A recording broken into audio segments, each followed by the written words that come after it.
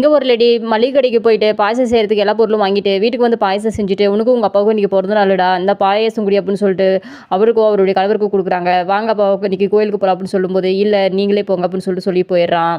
அடுத்தது அவங்க வந்து கோயிலுக்கு போகிறான். ஆக வந்து யாரையோ பார்க்குற மாதிரி பார்க்குறா. பார்த்துட்டு இல்லைடா வேணடா நம்ம இந்த இடத்துல இருக்க வேண்டாம், நம்ம வந்து வேறு ஒரு நாள் கோயிலுக்கு வந்துடலாம், எனக்கு என்னமோ உடம்பு சரியில்லை அப்படின்னு சொல்லிட்டு போயிடுறா. அன்னைக்கு நைட் வந்து பார்த்தீங்கன்னா மனைவிக்காரி நான் பார்த்துருந்தது வந்து பையன் பார்த்துருந்தா ரொம்ப நல்லா இருந்திருக்காதுங்க, மரியாதை போயிடுங்க, இந்த மாதிரிலாம் பண்ணாதீங்க அப்படின்னு சொல்லிடுறா. அடுத்த நாள் காலையில் அவங்களுடைய அப்பாவுக்கு உடம்பு சரியில்லைன்னு சொல்லிட்டு ஃபோன் வருது. அப்பாவுக்கு நான் ஃபோன் பண்ணி இன்ஃபார்ம் பண்ணுடா, எனக்கு வந்து அமௌண்ட் வேணும் அப்படின்னு சொல்லிட்டு நான் போய் அவர் ஆஃபீஸ்லேயே போய் பார்க்குறேன் அப்படின்னு சொல்லிட்டு ஆஃபீஸுக்கு போனால் அங்கே வந்து ஒரு பொண்ணோட இருக்கிறத அவர் பார்க்குறா. உடனே வந்துட்டு எதுக்கு வந்தீங்க அப்படின்னு சொல்லிட்டு அப்பாவுக்கு உடம்பு சரியில்லை, எனக்கு அமௌண்ட் வேணுங்க, நான் போய் 2 நாளில் வந்துடுறேன் அப்படின்னு சொல்லிட்டு போயிட்டு வெளியே வந்து அவள் வேலை செய்கிற அந்த பொம்பளை கிட்ட வந்து சண்டை போடுறா. வீட்டுக்கு வந்த உடனே அவன் வந்து எங்கடா உங்கள் அம்மா அப்படின்னு சொல்லிட்டு பலான்னு அடைஞ்சிடறா.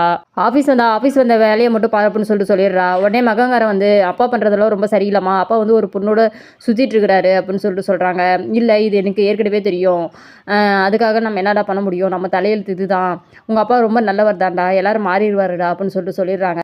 புருஷங்கார் வந்து நைட்டில் ஏதோ நடந்ததெல்லாம் நினச்சி பார்த்துட்ருக்கான். அவனுக்கும் அவனுடைய ஃப்ரெண்டுக்கும் வந்து சண்டை நடந்தது எல்லாமே. உடனே அம்மா கிட்ட வந்து அம்மா நான் ஒரு பொண்ணை லவ் பண்ணுறேம்மா அப்படின்னு சொல்கிறான். என்னடா எந்த பொண்ணு, எந்த ஏரியா, குடும்பம் எப்படி இருக்குது அப்படின்னு. அம்மா நம்ம குடும்பத்தை பற்றிலாம் கேட்டால் நாரி போயிடுமா அப்படின்னு சொல்கிறா. ஏன்டா இப்படிலாம் பேசாத, நம்ம குடும்பத்துலேயே வந்து இப்படிலாம் அப்பாவை வந்து இந்த மாதிரிலாம் தரவரவாக பேசக்கூடாது, நீ அப்பா மாதிரி இல்லாமல் நீ நல்லபடியாக அந்த குழந்தைய சந்தோஷமாக பார்த்துக்கோ அப்படின்னு சொல்லிட்டு ரொம்ப ஆனந்த கண்ணீர் வந்து வடிக்கிறா.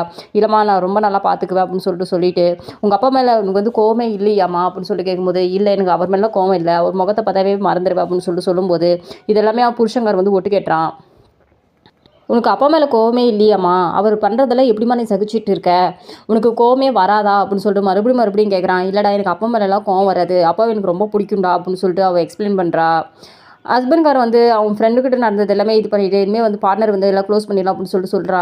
அது வந்து நான் பொண்டாட்டிக்கிட்ட சொல்கிறாங்க. சரி விடுங்க பார்த்துக்கலாம், எவ்வளவோ பிரச்சனைகளை நீங்கள் தன்னந்தனிமையாக வந்து இது பண்ணியிருக்கேன், எனக்கு உங்கள் மேலே நம்பிக்கை இருக்குது, நீங்களே நாளைக்கு போய் ரிசைன் பண்ணிவிடுங்க அப்படின்னு சொல்கிறா. ஆஃபீஸுக்கு போனால் அந்த பொண்ணு வந்து வேற ஒரு அந்த ஃப்ரெண்டுக்காரன் ஒன்றா இருக்கிறத பார்க்குறா. பார்த்துட்டு வந்து என்னை மன்னிச்சிடுமா, நான் பண்ணது தப்பு தான், எனக்கு நீ தான் முக்கியன்றதை எனக்கு புரியாமலே போயிடுச்சு அப்படின்னு சொல்லிட்டு தன்னுடைய மனைவியையும் தன்னுடைய பையனையும் அரவணைச்சிக்கிறான். அடுத்த நாள் கோயிலுக்கு போகிறாங்க. கோயிலுக்கு போய்ட்டு ரொம்ப ஹாப்பியாக இருக்காங்க.